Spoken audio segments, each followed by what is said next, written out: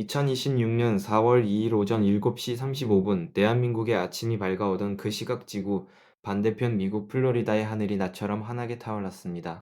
케네디 우주센터 39B 발사대에서 높이 98m의 거대한 로켓이 섬광과 굉음을 동시에 내뿜으며 하늘을 갈랐습니다.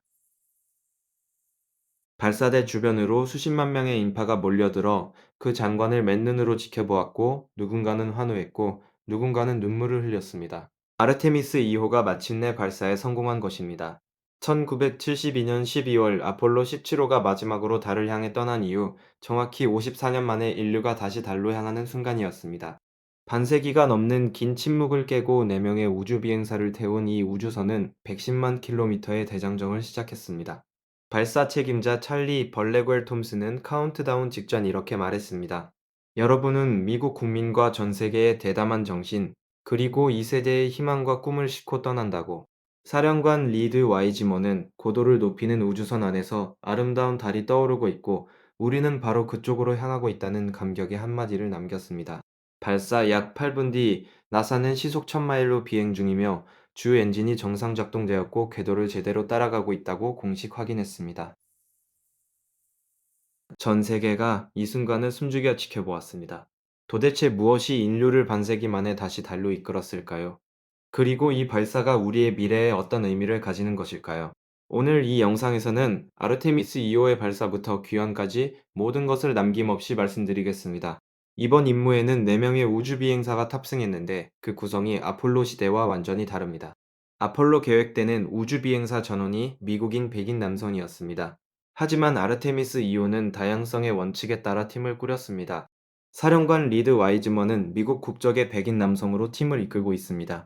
조종사 빅터 글로버는 달을 향해 비행하는 최초의 흑인 우주 비행사로 역사에 이름을 새겼습니다. 임무 전문가 크리스티나 코크는 달 궤도를 비행하는 최초의 여성이 되었습니다. 그리고 캐나다 출신 제레미 한센은 달에 가는 최초의 비미국인이자 이번이 생애 첫 우주 비행이기도 합니다. 이 네 사람이 탄 유인 우주선 오리온은 아폴로 우주선보다 내부 공간이 50% 이상 더 넓고 정원은 4명입니다. 오리온을 싣고 날아간 우주 발사 시스템은 높이가 98m로 아폴로 때 사용했던 세턴 5호보다 크기는 조금 작지만 추력은 15%더 강력합니다. 그런데 이 발사가 순탄하게 이루어진 것은 아닙니다. 원래 아르테미스 2호는 2024년에 발사될 예정이었습니다. 하지만 오리온 우주선의 열차 폐막 결함 문제로 연기에 연기를 거듭했습니다. 올해 2월 초에도 로켓 연료인 액체 수소 누출 문제로 첫 발사 시도가 무산되었습니다. 3월에는 연료 탱크 가압제인 헬륨 공급 문제까지 발생해 또다시 미뤄졌습니다. 세 번째 시도 끝에 마침내 발사에 성공한 것이어서 그 감격은 더욱 클 수밖에 없었습니다. 2022년 무인달 왕복 비행을 수행한 아르테미스 1호에서 첫 유인달 왕복 비행인 2호까지 3년 4개월이 걸린 셈이다. 나사가 새 로켓과 우주선을 개발하는데 지난 20년 동안 투입한 비용은 500억 달러 이상입니다. 한 번 발사에 드는 비용만 약 41억 달러로 추정되는데 이것은 한화로 약 5조 원이 넘는 어마어마한 금액입니다. 그렇다면 이 우주선은 앞으로 열흘 동안 어디를 어떻게 비행하는 것일까요? 아르테미스 2호는 발사 첫날 지구를 돌며 조금씩 적빙도에서 고도를 높입니다. 이튿날 오리온 엔진을 점화해 본격적으로 달을 향해 날아갑니다. 40만 킬로미터 거리에 있는 달까지 날아간 뒤 달 뒤쪽 7,400킬로미터 지점에서 반환점을 돕니다. 이 반환점은 아폴로 13호가 세운 역대 최원거리 기록인 40만 킬로미터를 경신하는 인류 역사상 가장 먼 비행이 됩니다. 팔자 형태를 그리는 비행 궤적의 총 거리는 110만 킬로미터에 달합니다. 우주선이 달 뒤편으로 사라지는 순간 지구와의 모든 통신이 끊기고 인류가 가장 고독해지는 40분이 시작됩니다. 칠흑 같은 우주 한가운데 작은 캡슐 안에서 4명의 우주 비행사는 오직 서로의 숨소리에만 의지해야 하는 정적의 시간을 견뎌야 합니다. 그리고 이번 비행에서 가장 위험한 순간은 귀환할 때 찾아옵니다. 오리온 우주선은 시속 4만 킬로미터의 속도로 대기권을 향해 나가야 하는데 이때 발생하는 마찰열이 3000도에 달합니다. 이것은 단순한 하강이 아니라 거대한 불덩어리가 되어 지구를 향해 떨어지는 한판의 사투입니다. 아르테미스 1호 시험 비행 때 열차 폐막에서 여러 조각이 떨어져 나가 안전에 대한 우려가 제기된 바 있습니다. 나사는 이번에는 오리온 우주선의 하강 각도를 변경해 차 폐막 손상을 최소화할 계획입니다. 속도가 시속 500km대로 떨어지면 낙하산이 펼쳐지고 4월 10일 오후 캘리포니아 샌디에이고 앞태평양 해상에 착수하는 것으로 임무가 마무리됩니다. 출발 당시 총 무게가 2,600톤이었던 이 거대한 우주선은 비행 도중 모든 것을 버리고 돌아올 때는 10톤짜리 승무원 캡슐만 남게 됩니다. 이번 발사에는 대한민국에게도 특별한 의미가 있습니다.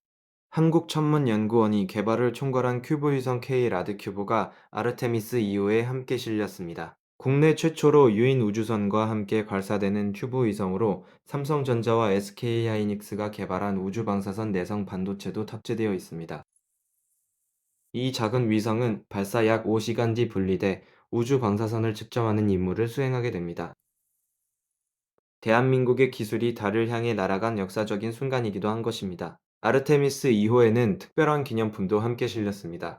올해가 미국 독립 250주년이기 때문에 나사는 우주항공 역사에서 특별한 의미가 있는 물건들을 4.5kg 분량으로 우주선에 태웠습니다. 그 안에는 1903년 라이트 형제가 최초의 동력 비행기에 사용했던 작은 천조각이 들어 있습니다. 인류가 처음으로 하늘을 날았던 그 비행기의 일부가 이제 달을 향해 날아가고 있는 것입니다. 아르테미스 1호 때 실었던 씨앗에서 자란 나무의 흙 표본과 아폴로 18호에서 사용하려던 미국 국기도 함께 탑재되었습니다. 나사는 아르테미스 2호 이후의 로드맵도 이미 수정해서 발표한 상태입니다. 2027년 예정인 아르테미스 3호는 원래 달에 착륙하는 임무였지만 속도보다 안전과 지속 가능성을 택한다는 판단 아래 저킨도에서 달 착륙선 도킹 시험 비행으로 변경되었습니다. 우주 비행사의 생명이 달린 문제에서 일정에 맞추기 위해 검증을 건너뛰는 것은 있을 수 없다는 것이 나사의 설명입니다. 2028년 아르테미스 4호부터 매년 한 차례 이상 실제 달 착륙을 추진할 계획입니다. 착륙 후보지는 달 남극으로 이곳에는 햇빛이 전혀 비치지 않는 영구 음영 지역이 있고 과학자들은 이곳에 물얼음이 다량 존재할 것으로 보고 있습니다. 이 계획의 배경에는 트럼프 대통령이 지난해 12월 서명한 행정명령이 있습니다. 2028년까지 미국인을 달에 보내고 2030년까지 달 기지의 초기 요소를 건설하라는 지침이었습니다. 54년 전 아폴로 시대에는 24명의 우주비행사가 달을 다녀왔습니다. 아르테미스 2호가 무사히 귀환하면 그 숫자는 28명으로 늘어나게 됩니다. 반세기 동안 멈춰있던 인류의 달 탐사가 다시 움직이기 시작한 것입니다. 우리가 지금 목격하고 있는 것은 단순한 로켓 발사가 아닙니다. 이것은 인류가 지구라는 요람을 벗어나 우주로 나아가는 새로운 장의 첫 페이지입니다. 오늘 새벽 하늘을 가르며 날아오른 그 불꽃이 어쩌면 우리 아이들의 미래를 밝히는 첫 번째 빛이 될 수도 있습니다. 지금 이 순간에도 4명의 우주 비행사는 칠흑 같은 우주 한가운데서 달을 향해 날아가고 있습니다. 부디 무사히 그리고 건강하게 돌아오시길 온 마음을 담아 응원하겠습니다. 여기까지 시청해주신 모든 분들께 진심으로 감사드리며 아르테미스 2호의 귀한 소식도 꼭 전해드리겠습니다.